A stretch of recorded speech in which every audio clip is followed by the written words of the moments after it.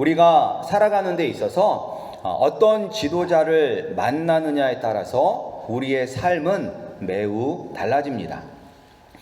지금 이 세상의 지도자들을 보아도 알 수 있고, 그리고 성경 속에 나오는 이스라엘의 역사를 통해서도 알 수 있습니다. 하나님을 잘 예배하고 하나님을 잘 섬기는 왕이 나라를 통치하게 되면 백성들이 다 행복하게 살았습니다. 물론 하나님을 잘 예배하는 왕이 있다고 해서 그 나라에 어려움이 없는 것은 아닙니다. 하나님을 신실하게 예배하는 왕이 다스릴 때에도 이집트나 아수르나 바벨론과 같은 강대국의 침략을 받기도 합니다. 그러나 참된 지도자, 하나님을 온전히 예배하는 지도자 아래에서는 온 백성들이 함께 힘을 모아서 위기를 극복하였고, 오히려 그 위기를 통하여서 하나님의 위대하심을 깨달았습니다.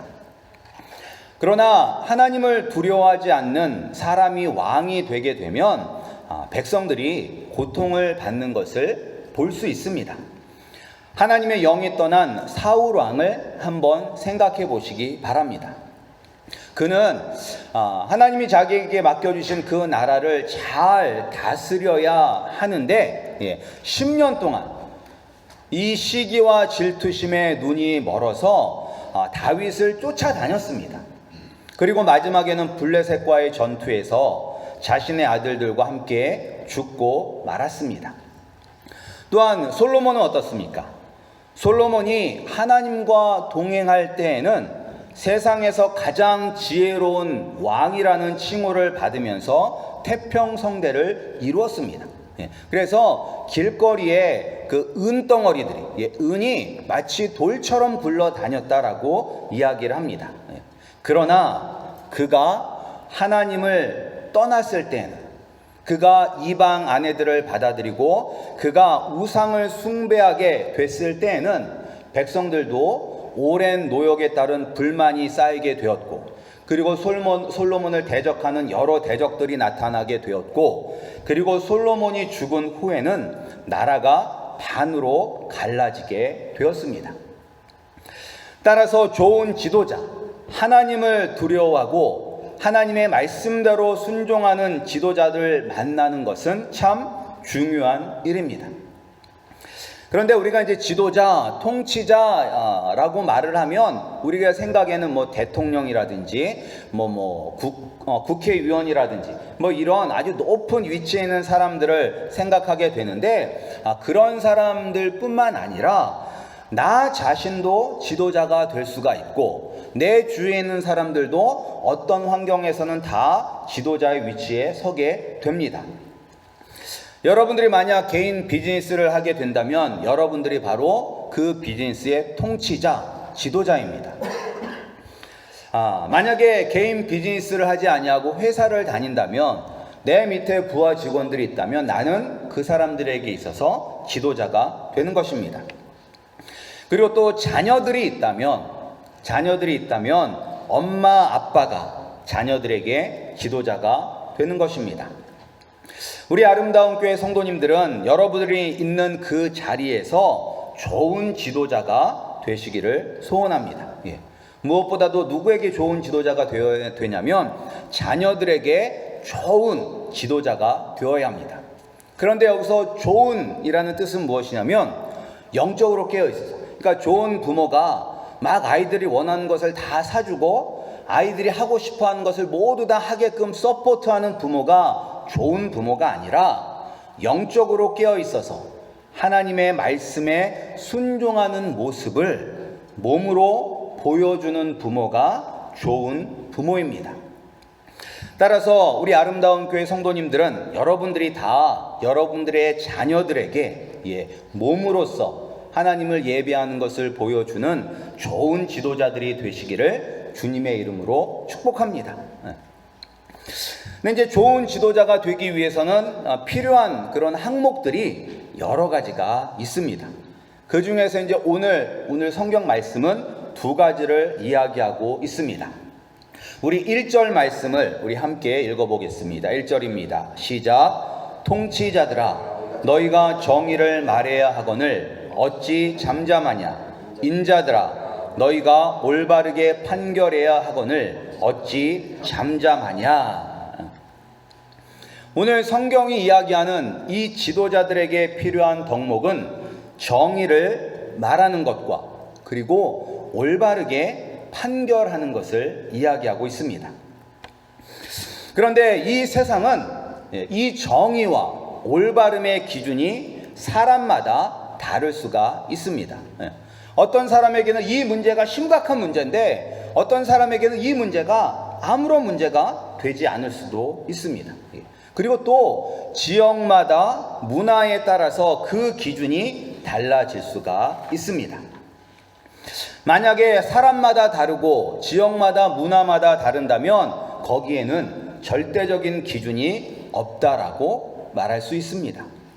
그러나 우리에게는, 우리 믿는 사람들에게는 정의와 올바르게 판결할 수 있는 절대적인 기준이 있습니다. 바로 하나님의 말씀 성경입니다. 성경이 맞다라고 하면 맞는 것이고 성경이 아니다라고 이야기하면 아닌 것입니다. 세상 사람 모두가 다 그건 틀렸어. 오늘날에는 그렇게 이야기하지 않아 라고 말한다 할지라도 성경이 맞다 하면 맞는 것이고 틀리다 하면 틀린 것입니다. 그럼에도 불구하고 왜 많은 사람들은 하나님께서는 우리에게 이렇게 절대적인 기준을 주셨음에도 불구하고 그 기준에 따라서 살아가지 않는 것일까요? 거기에 대한 이유도 오늘 성경은 우리에게 분명히 알려주고 있습니다. 우리 2절 말씀 함께 읽겠습니다. 시작. 아직도 너희가 중심의 악을 행하며 땅에서 너희 손으로 폭력을 달아주는도다. 왜 사람들이, 지도자들이 내가 정의를 말하지 못하고 올바르게 판결을 하지 못하느냐면 바로 중심의 악을 행하기 때문입니다. 그래서 여기서 성경에서 이야기하는 중심은 우리의 마음입니다. 그러니까 어디에 악이 가득해요? 우리의 마음에 악이 가득하기 때문입니다. 그러니까 우리 마음 속에 악한 것이 있기 때문에 그것이 생각으로 나오게 되는 것이고 말로 나오게 되는 것이고 행동으로 나오게 되는 것입니다. 그럼 언제부터 우리 마음에 악이 가득하냐? 성경은 이야기하고 있습니다. 어머니의 뱃속에 있을 때부터. 이 세상에 응애 하고 첫 울음을 터뜨리는 그 순간부터 우리 인간의 마음에는 악이 가득합니다. 그럼 우리가 이렇게 이제 물어볼 수가 있잖아요. 아니 도대체 아직 태어나지도 않은 아이에게 무슨 악한 마음이 있느냐? 아니 이제 응애하고 울음을 터뜨린 이 아이에게 무슨 악이 있느냐라고 물어볼 수 있습니다. 근데 성경에서 이야기하는 악이 무엇이냐? 성경에서 이야기하는 악은 우리를 창조하신 하나님의 뜻대로 사는 것이 아니라 자신이 하나님이 되어서 자신의 눈에 옳은 대로 사는 것을 죄악이라고 합니다. 어머니의 뱃속에 있는 아이에게도 자신의 눈에 옳은 대로 사는 죄성이 있습니다. 이 죄성을 가지고 이 세상에 태어나게 됩니다. 그리고 이런 죄성이 있기 때문에 사람은 필연적으로 죄를 짓게 되는 것입니다. 그래서 이 마음에 악이 가득한 사람들의 특징을 또 오늘 성경은 우리에게 자세히 알려주고 있습니다.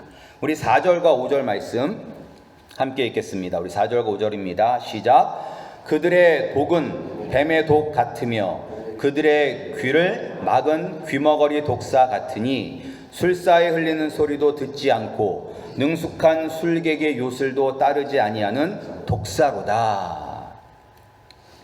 그러니까 이 죄악에 사로잡힌 사람들의 특징이 무엇이냐? 독이 있다는 것입니다. 그리고 듣지 않는다는 것입니다. 근데 여기서 이제 이 악한 사람들의 특징을 뭐라고 표현하고 있냐면 독사라고 표현을 하고 있죠. 독사. 죄악은 죽이는 독입니다. 독은 피해를 줄 수가 있습니다. 그냥 웃고 넘어갈 피해가 아니라 생명을 빼앗을 수 있는 그런 치명상을 줄 수 있습니다. 만약에 지도자가 독사와 같다면, 오늘날 이 땅에도 수많은 독재자들이 있습니다. 그 독재자들 아래에서 살아가는 사람들은 정말로 너무나 힘들고 비참하게 살아갑니다. 왜냐? 그 악한 지도자가 바로 독사와 같은 사람이기 때문에. 그런데 그 독은 결국 누구도 죽여요? 자신도 죽이게 되는 것입니다. 그런데 왜 그 독사처럼 그런 독을 가지고 많은 사람들에게 피해를 주느냐? 그것은 듣지 않기 때문입니다. 구약에서 이제 이스라엘 백성들의 영적인 상태를 표현할 때 이제 어떤 그 표현을 하냐면 목이 곧은 백성이라는 표현을 자주 사용합니다. 목이 곧은 백성. 그래서 여기서 목이 곧다는 것은 하나님 앞에서 고개를 이렇게 숙이지 않고 뻣뻣하게 들고 있다는 거죠. 이렇게 뻣뻣하게. 우리가 하나님 앞에 서면 어떻게 해야 됩니까? 하나님 앞에 서면 우리는 그러니까 구약에서 하나님을 만난 사람들, 하나님의 음성을 들은 사람들은 다 어떻게 해요? 그 자리에 주저앉고 고개를 숙여요. 왜? 전능하신 하나님을 감히 볼 수가 없기 때문에. 전능하신 하나님을 봤기 때문에 나는 이제 죽었구나라고 생각해서 감히 하나님 아버지 앞에 고개를 들 수 없습니다. 그런데 이제 여기서 이제 목이 곧은 백성이라고 이야기를 하잖아요. 목에 기부스를 한 것처럼 그냥 꼿꼿하게 고개를 쳐드는 그런 표현이죠. 근데 우리도 가끔 그런 얘기 하잖아요. 목에 기부스했나, 저 사람은 왜 이렇게 그냥 목이 뻣뻣해, 이런 얘기 하는데 우리가 언제 이제 그런 표현을 합니까? 언제? 보통 싸울 때 그렇게 얘기를 하잖아요. 내가 뭘 잘못했느냐, 내가 잘못한 것도 없는데 왜 그러느냐 하면서 그냥 목을 막 세우고 막 핏대를 올리면서 싸우는데, 근데 이제 이스라엘 백성들이 지금 그러한 행동을 누구에게 했느냐? 하나님께 했다는 거예요. 하나님께.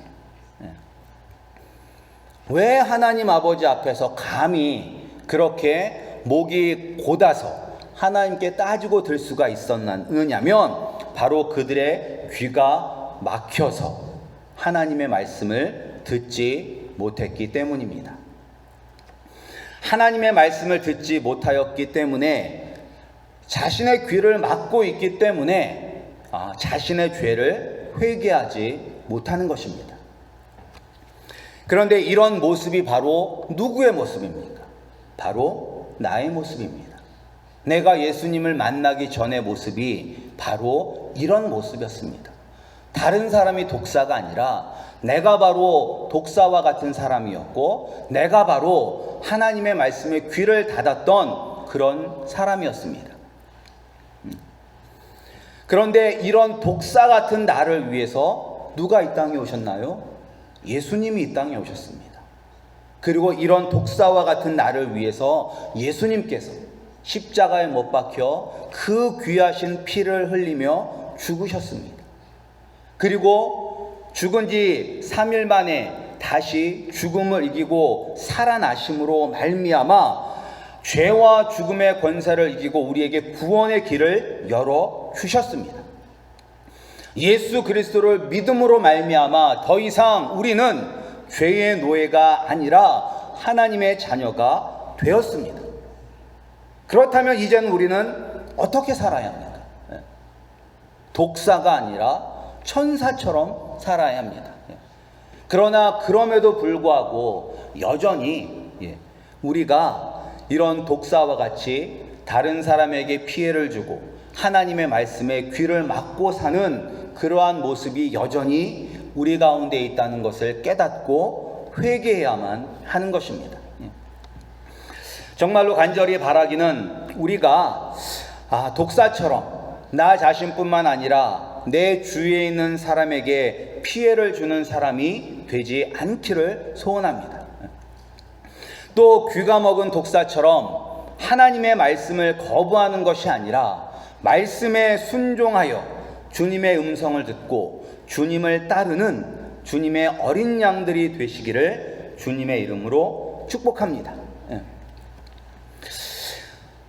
근데 우리가 이렇게 되기를 원하는데, 그런데 정의를 행하지 아니하고 올바르게 판단하지 않는 나 자신을 포함해서 사람을 변화시키는 것은 참 어렵다는 것을 느낍니다. 아니, 때로는 불가능한 것처럼 보입니다. 그러니까 우리도 나 자신에 대해서 얼마나 실망을 합니까? 내가 이래서는 안 돼야지 라고 결단을 했는데 작심삼일은 고세하고 1시간, 2시간도 참지 못해서 동일한 예전의 모습으로 돌아가는 나를 보면서 우리가 얼마나 실망할 때가 많이 있습니다. 그러면서 하는 말이 사람은 안 변해. 변하면 죽는데. 이런 말을 하면서 그냥 그것을 그냥 받아들이려고 애쓰는 경우가 참 많습니다. 그래서 우리가 이런 죄성에서 이기기 위해서는 나 자신을 의지하면 안 돼요. 여러분 자신을 의지하면 안 돼요. 우리가 아닌 다른 분이 필요합니다. 그래서 이 시편 저자도 누구를 찾고 있어요? 하나님을 찾아요. 우리 6절 말씀 한번 읽어보겠습니다. 우리 6절 말씀, 6절 읽겠습니다. 시작. 하나님이여 그들의 입에서 이를 꺾으소서. 여호와여 젊은 사자의 어금니를 꺾어내시며. 여기서 이제 이 악한 지도자 그리고 악한 마음을 무엇으로 표현하고 있냐면 젊은 사자로 표현하고 있어요. 이제 죽을 때를 기다리는 힘이 다 빠진 늙은 사자가 아니라 지금 막 힘이 넘쳐서 무엇이든지 사냥할 수 있는 젊은 사자로 이 악을, 죄악을 묘사하고 있습니다. 이런 젊은 사자를 여러분들이 싸워서 이길 수 있습니까? 이길 수 없어요. 하나님 아버지밖에, 예수 그리스도밖에는 이 싸움에서 승리할 수 있는 분이 없습니다. 여러분들도 주위에 보시면 답답한 사람들 있잖아요. 아무리 얘기를 해도 이 말이 안 되는 사람들이 있잖아요. 여러분들이 그 사람들의 마음을 변화시킬 수 있습니까? 여러분들이 그 닫혀진 그들의 귀를 열 수 있습니까? 우리는 없어요. 하나님만이 하실 수 있습니다. 왜? 이 죄와의 싸움은 영적 전쟁입니다. 세상 전쟁은 힘이 더 센 사람이 이길 수 있고 좋은 무기를 가지고 있는 사람이 이길 수 있지만 이 사단 마귀와의 싸움은 영적 전쟁이에요. 사단이 어떤 존재냐? 사단은 거짓의 영입니다. 사단은 분열의 영입니다. 사단은 어둠의 영입니다. 이 영적인 존재이기 때문에 우리의 힘으로 맞서 싸울 수 없습니다. 사단을 밟아 이기신 예수 그리스도를 의지하지 않고는 이길 수 없습니다. 오직 예수 그리스도를 의지하면 승리합니다. 근데 우리가 이제 이거는 알아요. 예수 그리스도를 의지하면 이긴다는 것은 알아요. 그런데 우리가 보이는 이 세상은 어떻습니까? 의인이 이기는 것처럼 보입니까? 악한 사람이 이기는 것처럼 보입니까? 내가 하나님의 말씀을 지키고 하나님의 정의를 이야기하고 올바르게 판결을 하면서 살아가면 우리가 항상 이 세상에서 승리합니까? 아닌 것처럼 보일 때가 많잖아요. 아닌 것처럼 보일 때가. 그래서 어떨 때는 우리가 야, 저 사람 참 착하다라고 이야기할 때 그 말이 칭찬이 아닐 경우가 있잖아요. 저렇게 착해서 이 험한 세상을 어떻게 살아가나라는 그런 걱정이 들어갈 수도 있고 비꼬는 말일 수도 있잖아요. 저 사람 참 착하다, 너무 순진하다, 이런 것이 바보 멍청이 같다라는 그런 이야기가 되기도 하거든요. 그래서 우리가 이 세상에서 하나님의 말씀을 이야기하고 하나님의 정의를 이야기하면 마치 옛날 사람인 것처럼, 아니 지금 시대가 어떤 시대인데 그런 얘기를 하고 있느냐라고 하면서 시대에 뒤떨어진 그런 사람 취급을 합니다. 그리고 우리가 올바른 판단을 하려고 하면 너는 누구 편이야? 너는 아군이냐 적군이냐 편가르기를 합니다. 그러면서 나는 이 편도 저 편도 아니다, 나는 하나님 편이다 라고 하면 양쪽에서 다 받아주지 않기도 합니다. 그래서 또 세상이 더 힘이 센 것처럼 보이잖아요. 예, 돌아가는 일들을 보면. 예, 뭐 미국 정치나 한국 정치를 보면 정의가 살아있다라고 느껴지십니까? 근데 이런 모습이 옛날에도 마찬가지예요. 이 구약에 보면 이 남유다에 요아스라는 왕이 있습니다. 근데 이 요아스 왕의 할머니가 자기의 아들이 죽자 자기의 손자들을 다 죽였습니다. 그런데 그때 이 요아스만 살아남았어요. 근데 어떻게 살아남았냐면 그 당시 대제사장이었던 여호야다에 의해서 목숨을 건지게 되었고, 그가 8살이 되었을 때 이 남유다의 왕이 되었습니다. 그래서 이제 이 요아스라는 왕이 이 대제사장 여호야다가 살아 있을 때에는 하나님을 아주 잘 섬겼는데, 그런데 이 대제사장이 죽자마자 타락하게 되고 우상 숭배를 합니다. 그때 이제 이 스가랴라는 제사장이 나타납니다. 근데 이 스가랴는 누구냐면 이 이전 대제사장이었던 여호야다의 아들입니다. 그러니까 자기 아버지가 이 요아스 왕의 목숨을 구하였고 그를 왕으로 세운 사람이에요. 그러니까 이제 어렸을 때부터 잘 알았겠죠.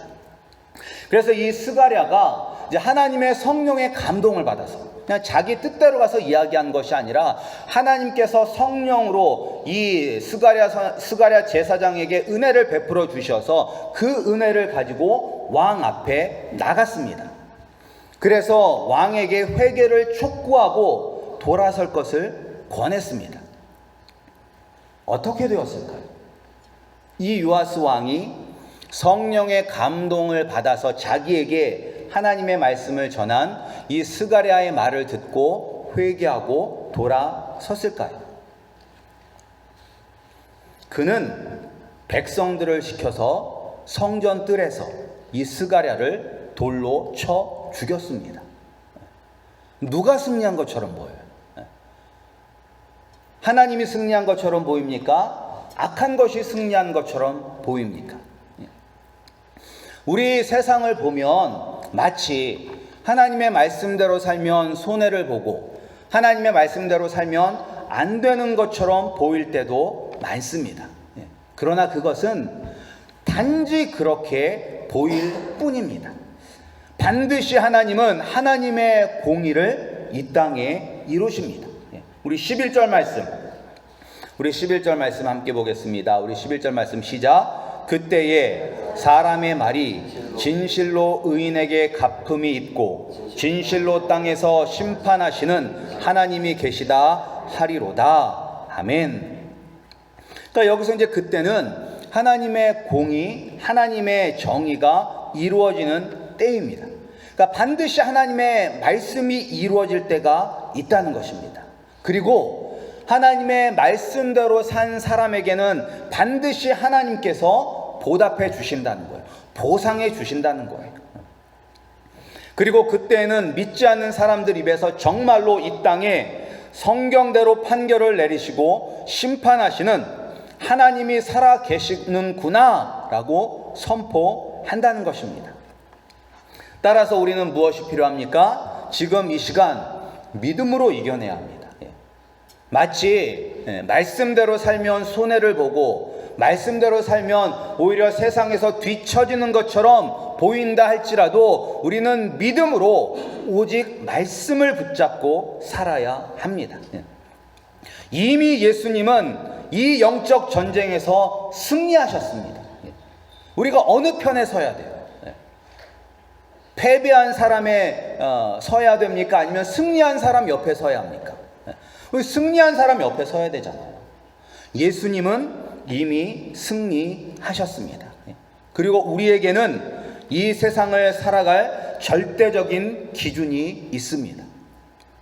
우리 성도님들이 이렇게 말씀 편에 서시기 바랍니다. 우리가 말씀 편에 서면 지금은 힘들고 어려워도, 지금은 손해보는 것 같아도 하나님께서 우리에게 반드시 가장 좋은 것으로 보답해 주십니다. 항상 우리 성도님들 기억하실 것이 있습니다. 예수 그리스도를 나의 구원자 그리고 나의 왕으로 선포한 사람들은 이 세상에 속한 사람이 아닙니다. 우리가 비록 이 땅에 두 발을 딛고 살아가고 있지만 우리는 이 세상에 속한 사람이 아니라 하나님 나라에 속한 사람들입니다. 그리고 그곳에 우리가 받을 상이 있습니다. 하나님 아버지께서 우리에게 주실 상을 기대하면서 이 땅에서 하나님의 말씀으로 정의를 선포하고 올바르게 판단하고 올바르게 살아가시는 주의 거룩한 백성이 되시기를 주님의 이름으로 축복합니다.